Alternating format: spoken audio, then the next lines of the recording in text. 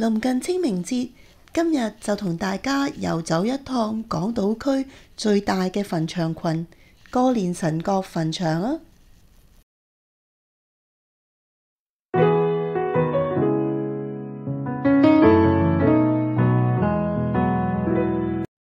由柴灣上連城道就會到歌連臣角道，咁就進入咗墳場嘅範圍啦。歌連臣角墳場有天主教、佛教、回教墳場之外呢，仲有軍人墳場嘅。一路上連城道到歌連臣角道呢，都會見到整墓碑嘅石廠嘅。咁呢度都擺放咗一啲新嘅石碑，設計都好靚，可以話係表達對親人最後嘅愛意。石廠對面就係聖十字架天主教墳場，咁我哋依家見到呢，就係嗰個小聖堂啦。小聖堂裏邊設計得好簡單嘅啫，只有教堂內必要嘅物品，咁都好配合我哋嘅人生，最終乜都帶唔走，好簡簡單單咁離去。咁聖堂門口呢，都有一對對聯嘅，寫住無是無非離世往，不憂不懼入天鄉。咁亡者都無牽掛，返到天家。咁生者呢，係時候離開呢個教堂之後呢，就放下啦。離開咗小聖堂，我哋沿住歌連臣角道一路再上。歌連臣角有2個軍人墳場，首先我哋會到比較細嘅歌連臣角軍人墳場。呢個墳場埋葬嘅軍人都唔係因為戰爭而死嘅，而係大部分英治時期1968年到1995年之間去世嘅65位英兵同埋皇家海軍。跟住我哋沿住歌連臣角道行呢，就會見到第2個軍人墳場——西灣國殤紀念墳場啦。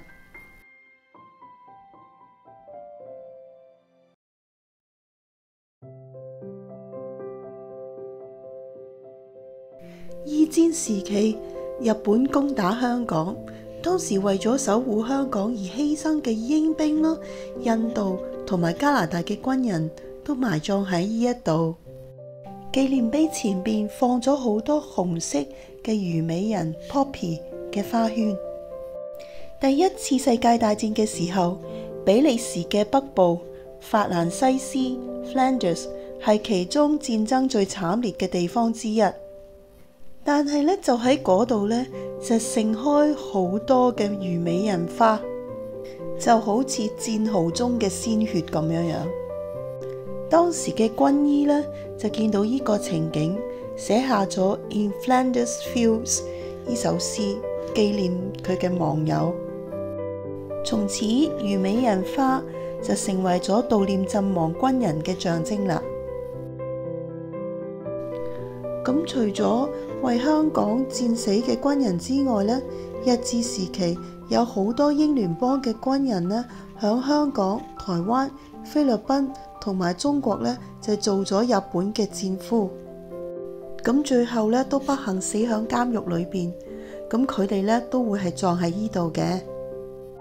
咁總共呢，有1492名犧牲咗嘅軍人葬喺呢度。咁其中1/3嘅軍人呢，都係無名氏嚟嘅，咁佢哋個碑呢，就好似呢個咁啦。咁講開墓碑啦，佢哋嘅設計都係一樣格局嘅，或者同大家介紹幾個啊。咁講到墓碑，我哋就講下墓碑嘅設計啊。最頂個圓圈呢，就係陣亡軍人所屬嘅軍團軍徽。好似呢個係 Army Education Corps， 顧名思義，呢個團就係負責教導士兵唔同嘅技能。第2個部分呢，就係佢嘅號碼，呢個可以話係佢哋軍團嘅身份證號碼，同埋佢嘅軍階啦、名字啦、死亡日期同埋死亡時嘅歲數。第三部分呢，就係軍人嘅信仰標記，好似呢一粒大衛之星就代表呢位軍人係信猶太教㗎喇。最後呢，就係一段簡單懷念呢位軍人嘅說話，好似呢位呢，就寫上 Memories of you will be evergreen, girlie， 對你嘅回憶永遠常青。咁另一位呢，就係 Army Catering Corps， 咁對所有軍人都好重要嘅，因為佢係火頭軍嚟嘅。咁十字架代表咗佢係一位基督徒。至於懷念佢嘅句語呢，就係 At the going down of the sun and in the morning we will remember him。 無論係太陽下山或者係早上，我哋都會懷念佢嘅。我哋喺墳場呢見到一支好大嘅加拿大國旗。咁因為咧加拿大領事館喺2021年12月8日咧就舉行咗一個紀念加拿大軍參與香港保衛戰80週年。咁我都會將加拿大領事館當日拍攝紀念儀式嘅片段嘅連結咧放喺下邊同大家分享嘅。一入西灣墳場嘅牆上邊啦，咁佢哋咧都有為皇家加拿大來福槍團 Royal Rifles of Canada 同埋溫尼柏擲彈兵團 Winnipeg Grenadiers 陣亡嘅軍人嘅名隔離咧放上咗虞美人花嘅。其實門口後邊呢幾塊石碑呢，就刻上咗大概2000名冇墓碑嘅陣亡軍人名字。咁呢一塊呢，係專係紀念印度兵團嘅。當時印度派出名嘅拉傑普特團啦、旁遮普團啦，同埋醫療團隊幫香港人抵抗日本軍㗎。離開西灣墳場，我哋繼續上哥連臣角道，就會到咗回教墳場㗎喇。伊斯蘭教嘅葬禮真係好萬般帶不走嘅感覺。當穆斯林死咗之後，就要盡快清潔好佢哋嘅身體，同埋咧用布包住。咁呢個呢，係因為佢哋覺得衛生嘅需要。然之後就去清真寺外邊舉行儀式。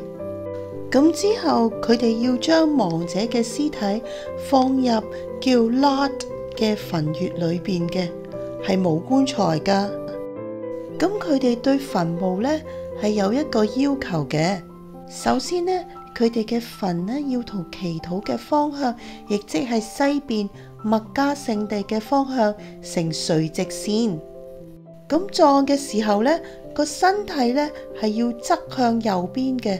咁佢哋先至可以望到祈禱，即係聖城麥加嘅方向。咁墳上邊啲石仔呢，就係Lahd嘅一個設計，係用嚟封住個墳嘅。伊斯蘭教呢，係贊成去掃墓嘅，因為咁樣呢，可以提醒翻自己有一日都會死。但係牆上邊呢個牌呢，就有一啲注意事項嘅。例如呢，你就唔可以好似中國人咁帶啲生果食物去拜祭，因為呢，你只可以拜唯一嘅真神阿拉。比較特別嘅呢，就係唔好對住個墳喊啦，同埋唔好對住個墳講嘢，因為穆斯林覺得呢，墳係一件死物嚟嘅，佢都唔識聽你，又唔識回應你。墳場側邊有個清真寺。1963年建成嘅時候呢，因為地方好偏僻啦，咁都只係葬禮用嘅啫。咁後嚟多咗穆斯林家庭響柴灣居住，咁呢依家就發展成為日常祈禱嘅清真寺啦。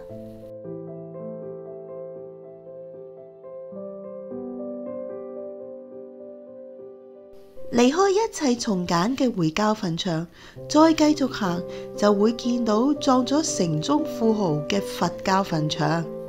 當佛教係講一切皆空，但係富豪嘅墳就豪華之極，成件事都幾諷刺嘅。墳場嘅段數呢係用千字文嚟排列嘅，所以見到天地元皇代表唔同嘅段數。咁呢度就係愛國商人霍英東啦，同埋佢原配夫人呂燕妮、三太林淑端嘅墓地。富豪葬嘅地方當然要睇風水啦。